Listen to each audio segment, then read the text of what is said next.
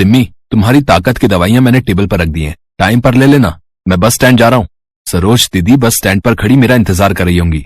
और तुम्हें तो पता ही है, सरोज दीदी ने गांव की तरह पूरे शहर को सिर पर उठा लिया होगा। हाँ तुम रख दो, मैं ले लूंगी। तुम जाओ अपनी दीदी को लेने, नहीं तो वो मुझे ही आकर ताने सुनाएंगी कि मैंने देर कर दी होगी, तभी तुम समय पर नहीं गए। अभी नीता आती होगी, तुम्हारी दीदी से पूछकर उनकी पसंद का उससे खाना भी बनवाना है। ठीक है, मैं दीदी को ले आता हूँ। निखिल की बड़ी बहन सरोज गांव में रहती थी और निखिल अपनी पत्नी सिम्मी के साथ शहर में रहता था। निखिल की बड़ी बहन निखिल से उम्र में काफी बड़ी थी। निखिल और सरोज की उम्र में काफी फर्क था। बचपन में ही माता पिता के गुजर जाने के बाद निखिल को उसकी बहन सरोज ने ही पाल पोस कर बड़ा किया था। निखिल शहर में नौकरी करता था और 2 साल पहले ही निखिल की शादी सिम्मी से हुई थी। सिम्मी गर्भवती थी और उसका 6ठा महीना चल रहा था। इसीलिए निखिल ने अपनी बहन सरोज को अपने पास शहर बुला लिया ताकि सिम्मी को थोड़ा सहारा मिले। निखिल बस स्टैंड पर पहुंचता है। उधर सरोज की बस पहले ही आ चुकी थी। क्या भैया, ये कैसे दूध की चाय बनाई है? ऐसा लग रहा है चीनी पत्ती और पानी उबाल कर दे दिया। अरे असली दूध तो हमारे गांव में मिलता है। कितने पैसे हुए चाय के? 15 रुपए। क्या 15 रुपए? ये पानी जैसी चाय 15 रुपए की? इसके तो मैं 2 रुपए भी ना दूं। सरोज दीदी, आप यहाँ चाय की दुकान पर हो? मैंने आपको पूरे बस स्टैंड पर ढूंढ लिया। चलो, गाड़ी मैंने आगे खड़ी की हुई है। पर इस चाय वाले का क्या करूं? 15 रुपए मांग रहा है पानी जैसी चाय के। अब ये लो भैया। चलो दीदी, मेरी गाड़ी आगे खड़ी है, वहां जाम लग जाएगा। बताओ, 15 रुपए पकड़ा दिए बेकार सी चाय के। निखिल और सरोज घर आ जाते हैं। सिम्मी फ्रूट सलाद खाने ही बैठी थी कि सरोज घर के दरवाजे से ही उसे टोक देती है। सिम्मी, रुको। ये तुम क्या कर रही हो? पता है गर्भवती स्त्री को पपीता नहीं देते हैं, और वो भी तब जब 6ठा महीना चल रहा है। कोई जरूरत नहीं है पपीता खाने की। नमस्ते दीदी, पपीता तो फ्रूट्स में आता है ना? वो तुम्हारी बात ठीक है, पर पपीते की तासीर गर्म होती है, बहुत गर्म। इसीलिए गर्भावस्था के समय पपीते का सेवन ठीक नहीं है। हाँ, बाकी फल तुम खाओ, कोई परहेज नहीं। देखा सिम्मी, तभी मैंने ऐसे समय में दीदी को बुला लिया ताकि तुम्हारी अच्छे से देखभाल हो सके। देखभाल की जगह टोका टाकी ज्यादा करेंगी, इतना मुझे पता है। पता नहीं आगे और क्या क्या मना करेंगी। नीता आ गई है। दीदी आप बता दो आपकी पसंद का क्या बनवाना है। ये क्यों बनाएगी? तुम क्यों नहीं बना रही हो? दीदी, हमारी काम वाली खाना बनाती है, हमने खाना बनाने के लिए ही इसे रखा है। ठीक है, अब क्या ही बोलूं, पर बहुत साफ सुथरा और अच्छा बनाना, शुद्ध देसी घी का। मैं देसी घी का बना ही खाना खाती हूँ। पर दीदी, मैं तो ऑलिव ऑयल यूज करती हूँ। क्या ऑलिव ऑयल? तुम्हें तो गर्भावस्था में देसी घी खाना चाहिए। आगे 9वें महीने में मैं तुम्हें देसी घी से बनी चीजें खिलाऊंगी, इसके अलावा कोई तेल घी नहीं खाओगी। अब क्या करूं, ये तो मुझे जबरदस्ती देसी घी खिलाकर मोटा कर देंगी। पता नहीं निखिल ने इनको क्यों बुला लिया। अपने गांव के देहाती नुस्खे यहाँ भी ले आई हैं। सिम्मी को उन सब चीजों को खाने की आदत नहीं थी जो सरोज उसे ऐसे समय में खाने के लिए कहती थी। 7वें महीने में सरोज सिम्मी की गोद भराई की रस्म रखती है। ओह नो निखिल, ये सब करना जरूरी है क्या? इतनी भारी साड़ी पहना रखी है मुझे कि मेरे से चला तक नहीं जा रहा है। ऊपर से इतने सारे तेल घी वाले पकवान, और इतने मेहमानों के जाने के बाद घर कितना फैल जाएगा। गुस्सा आ रहा है मुझे तो। मैं पहले ही इतनी थकी हुई रहती हूँ, ऊपर से ये फंक्शन। सिमी, थोड़ी देर की तो बात है। दीदी ने इतने प्यार से तुम्हारे लिए ये फंक्शन रखा है। चलो नीचे, मेहमान हमारा इंतजार कर रहे हैं। सरोज और बाकी के मेहमान सिम्मी को उपहार देते हैं और उसकी गोद भराई की रस्म होती है। सिम्मी बेमन से इस फंक्शन को अटेंड कर रही थी। उसे सरोज का साथ में रहना बिल्कुल भी अच्छा नहीं लगता था।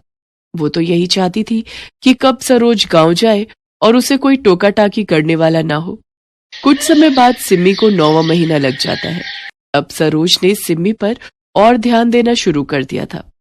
सरोज दीदी, आपके आ जाने से मुझे बहुत सहारा मिला है, नहीं तो मैं सिम्मी को लेकर बहुत परेशान रहता था। पर अब मुझे पता है मेरे पीछे आप सिम्मी के साथ हो, तो मुझे कोई डर नहीं। कितनी अच्छाइयां हो रही हैं अपनी बहन की। यहाँ मेरा दिमाग खराब करके रख दिया है इन्होंने। निखिल, मैंने तुझे कल कहा था कि थोड़ी देर सिम्मी को गली के नुक्कड़ तक टहला लाया कर। जा, इसे थोड़ी देर टहला लाया कर। दीदी, क्या ही लेकर जाऊं, सिमी तो सोने चली गई है। अच्छा हुआ मैं सोने का नाटक करके कमरे में आ गई, नहीं तो फिजूल में मुझे इस टाइम टहलने जाना पड़ता। सच में मुझे ऐसे टाइम में तो बिल्कुल मन नहीं करता कि मैं बिस्तर से भी उठूं। एक दिन निखिल को किसी जरूरी काम से बाहर जाना था, तो उसे रात में लौटने में देर हो जाती है। तभी पीछे से सिम्मी के दर्द उठ जाता है और वो दर्द से चीखने लगती है। तभी सरोज उसके पास दौड़ती हुई आती है। घबराओ नहीं सिम्मी, सब कुछ ठीक हो जाएगा बेटा, सब्र से काम लो और जैसा जैसा मैं कहती हूँ वैसे करना। नहीं नहीं बेटा, सांस को ऊपर नहीं खींचना, सांस को नीचे छोड़ो। सरोज दीदी, आप मुझे परेशान मत करो, मैं अब तक आपकी बहुत बातें मानती आई हूँ। निखिल कुछ ही देर में आ रहे हैं और मैंने अपनी लेडी डॉक्टर को भी फोन कर दिया है। आप बिल्कुल भी मेरे पास मत आना, पता नहीं आप कुछ गलत कर दो और मुझे और मेरे बच्चे को परेशानी हो जाए।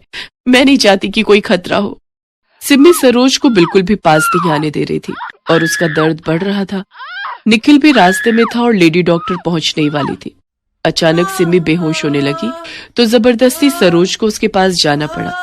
सिम्मी, तुम नहीं जानती हो, मैंने गांव में कई बार दाई माँ के साथ काम किया है, इसलिए मुझे सारे उपचार आते हैं। जैसे मैं कहती हूँ वैसे ही करो तो तुम्हें दर्द में आराम मिलेगा। मैं तुम्हें वादा करती हूँ तुम्हें कुछ नहीं होगा। तभी लेडी डॉक्टर भी आ जाती है। निखिल भी पहुंच जाता है। लेडी डॉक्टर कमरे में जाती है। अरे सरोज जी, आप और यहाँ। Simmi, you are so lucky कि तुम्हारे साथ सरोज जी जैसी एक अच्छी और कुशल दाई है। सरोज जी, हमारे पास समय बहुत कम है, हमारे पास हॉस्पिटल जाने का टाइम नहीं है, हमें इसी समय ये डिलीवरी करनी होगी। आप मेरी मदद कीजिए। वैसे मैंने हॉस्पिटल स्टाफ को फोन कर दिया है, स्टाफ की नर्स अभी पहुंच रही है। ठीक है डॉक्टर बिटिया, आप मुझे बता दीजिए कि मुझे क्या क्या करना है। सिम्मी सब कुछ देख रही थी, उसे हल्का हल्का होश था। कुछ देर बाद सिम्मी एक प्यारे से बेटे को जन्म देती है। सिम्मी अपने किए पर बहुत शर्मिंदा थी। सिम्मी, गांव में कैंप लगा था तो मैं ड्यूटी पर थी। वहाँ सरोज जी मेरे पास हमेशा मदद के लिए रहती थी। She is very talented. सचमुच मैं कितना लकी हूँ जो मुझे सरोज दीदी जैसी बहन मिली। आप ठीक कह रही हो, मैं भी बहुत खुशनसीब हूँ जो सरोज दीदी मेरी बड़ी ननद, मेरी बड़ी बहन मेरे साथ है। अरे अब बस भी करो, तुम दोनों क्या मुझे रुला दोगे? लाओ लाओ मेरे भतीजे को मेरी गोदी में दो। बेटे के पैदा होने की खबर सुनकर सरोज का पति और बच्चे भी शहर आ जाते हैं। सिम्मी अब सरोज की बातों को बहुत प्यार से सुनती भी थी और मानती भी थी। कुछ समय बाद सरोज खुशी खुशी गांव वापस लौट जाती है।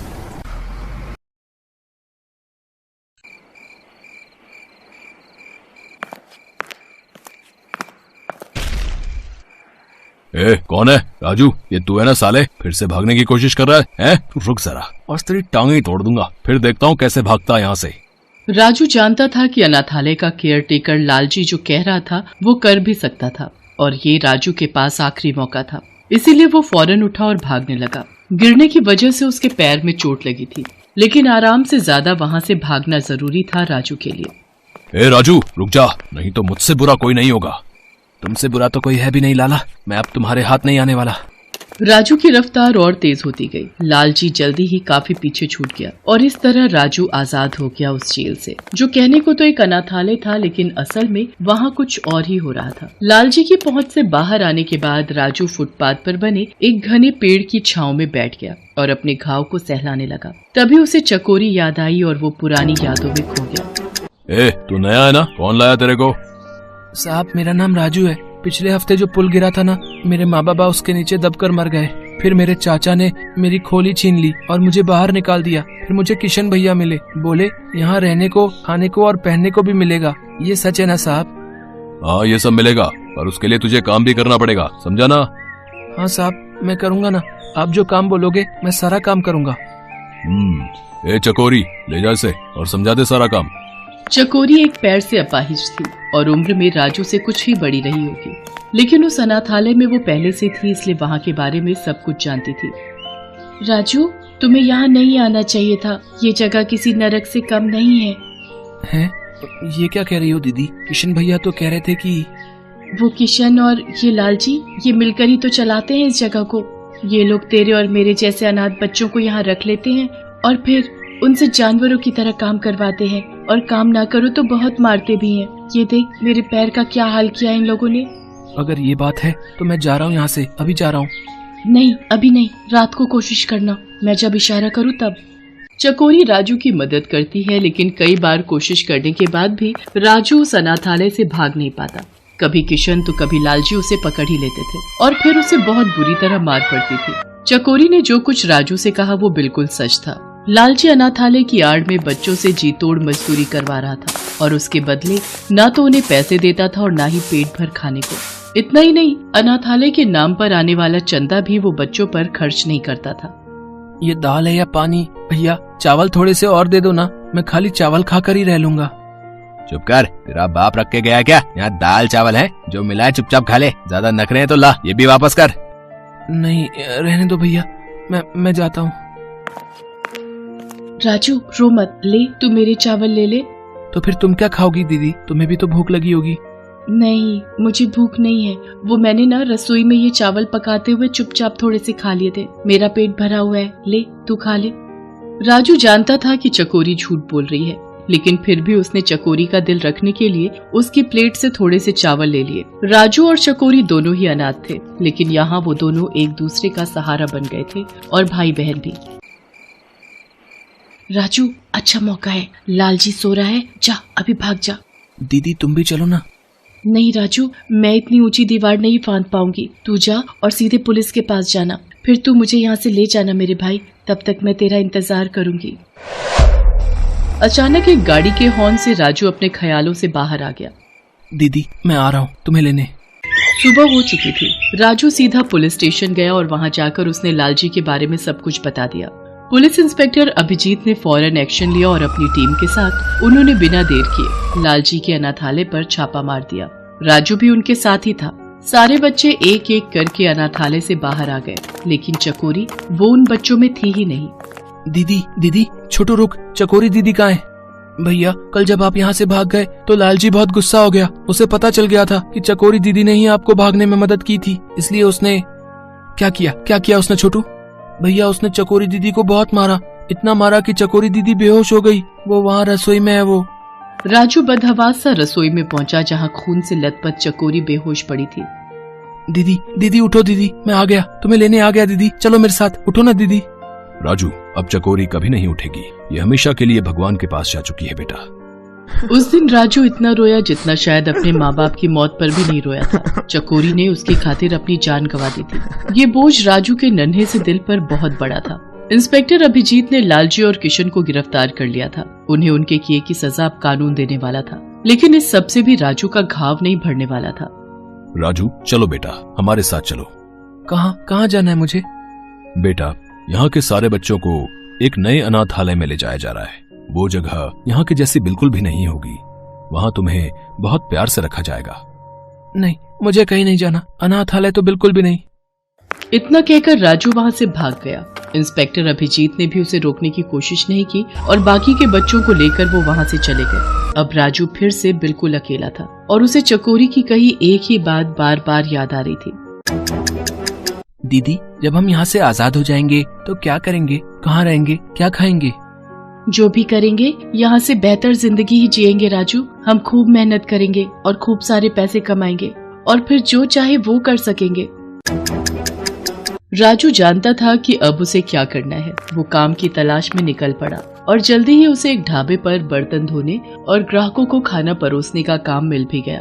ढाबे का मालिक राजपाल एक भला आदमी था। उसने राजू को अपने ढाबे में ही रहने दिया। वो उसे पैसे देने के साथ साथ पेट भर खाना भी देता था और इस तरह राजू ने अपने हालात सुधार लिए।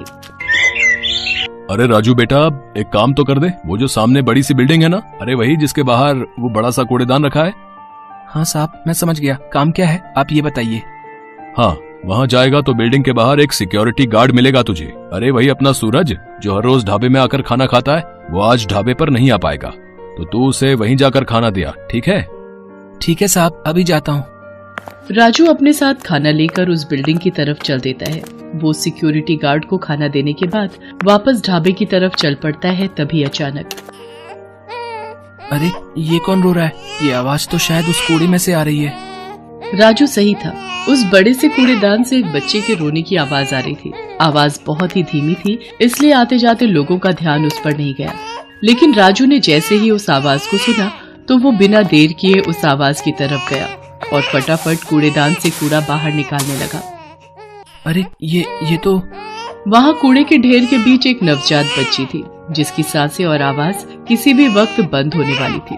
राजू उस बच्ची को लेकर फौरन ढाबे के मालिक राजपाल के पास गया और उसे सब कुछ बताया। राजू चल बेटा, इसे फौरन अस्पताल लेकर जाना होगा। सही वक्त पर अस्पताल पहुंचने से उस बच्ची की जान बच गई। राजपाल ने अस्पताल की फीस भरी और फिर उस बच्ची के बारे में पुलिस को इत्तला कर दी। साहब, वो पुलिस वाले अंकल ने क्या कहा? इसके माँ बाप कब तक मिल जाएंगे? सच कहूँ राजू तो पुलिस के भरोसे बैठे रहना बेकार ही है। तू ही सोच, जिन जालिमों ने इस मासूम को कूड़े के ढेर में फेंक दिया, भला वो लोग अब क्यों अपनाएंगे इसे? मेरे भी पहले से 2 बच्चे हैं, तो मैं भी इसके लिए कुछ कर पाने की स्थिति में नहीं हूँ। फिलहाल मुझे लगता है इसे किसी अनाथ आश्रम को सौंप देना ही बेहतर रहेगा। राजपाल के मुंह से अनाथ आश्रम का नाम सुनते ही राजू सिहर उठा। उसे बीती सारी बातें याद आने लगी। वो काफी देर तक उस बच्ची को गोद में लिए उसे देखता रहा। तभी राजपाल ने राजू से कहा, राजू क्या कर रहा है? चल ना, यहाँ पास में ही एक अनाथ आश्रम है, चल वहीं पर चलते हैं। नहीं साहब, मैं इसे किसी को नहीं दूंगा। मेरा इस दुनिया में कोई नहीं है और इसका भी कोई नहीं है, तो इस हिसाब से हम दोनों भाई बहन हुए ना। सोच ले राजू, ये एक बड़ी जिम्मेदारी है। सोच लिया साहब, आज से मैं इसका बड़ा भाई और ये मेरी छोटी बहन चकोरी।